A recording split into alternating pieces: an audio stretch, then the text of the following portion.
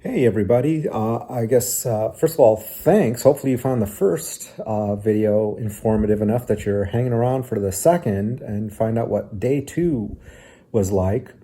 So there's really four things about day two. It sounds like a lot, but really the biggest thing, the first thing and the biggest thing that takes up the most amount of your time is napping. Your body just went through a very serious traumatic event. The knee replacement, it's a big deal. They basically used power tools on your leg to take out the old knee and put in a new knee. So it's pretty traumatic. For me, I'd be, fine for a while, okay. And then just this wave of fatigue, it just hits you. And then I'd be out for about an hour, hour and a half, just like super deep sleep. And this happened several times, and it's okay. Like I said, your body just went through this huge trauma.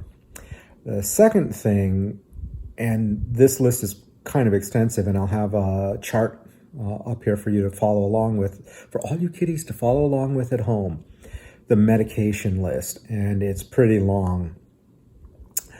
Let me kind of quickly go through some of them. Acetaminophen, that's basically Tylenol. There's aspirin. There's Celebrex. There's the Celebrex is an anti-inflammatory. Since there's going to be a lot of swelling and stuff like that, bruising, I guess it's really for that. Prilosec for heartburn and indigestion. On the second day, I really hadn't experienced any. Maybe that's because of the Prilosec. The next one is Zofran. That's for nausea. You take that as needed. And when the pain hits, so does the nausea for me. So, so whenever I was on the second day, whenever I was taking pain meds, I was generally making sure I had the anti-nausea also. A stool softener, and I'm not going to talk much about that because that'll occur in basically several of the medications that you're taking are going to cause constipation. The stool softener is hopefully going to alleviate some of that. All right, then you got the pain meds. For me, it was prescribed was oxycodone and tramadol. And it's the second day, and I'm a person who wasn't a big fan of being on pain meds. If I felt the pain starting to hit, I would take it, and so on the second day I took the pain meds. I guess one of the reasons why I have this bias is maybe it's just kind of macho kind of thing. For my shoulder reconstruction, I want to say like by the third day, I was off the heavy pain meds. For my knee arthroscopy, once again, I want to say like by the third day, I was off the heavy pain meds. Any oral surgery, I think I was off the heavy pain meds the next day. So I have this bias about not doing the heavy pain meds.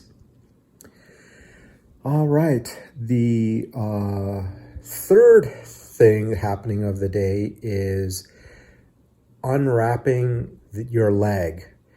So that big, huge ACE bandage comes off, and you have to put an Aquacel bandage on in its place. Well, there's an ACE bandage, and then there's all this other surgical wrapping that wraps your leg up.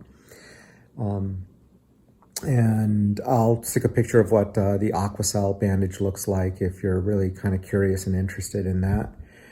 And so that has to happen. Oh, and the nice thing about that is after you do that, you can take a shower. So, between being released the evening of the procedure, being able to spend the night in my own bed, getting to spend the second day at home, it was good for my soul.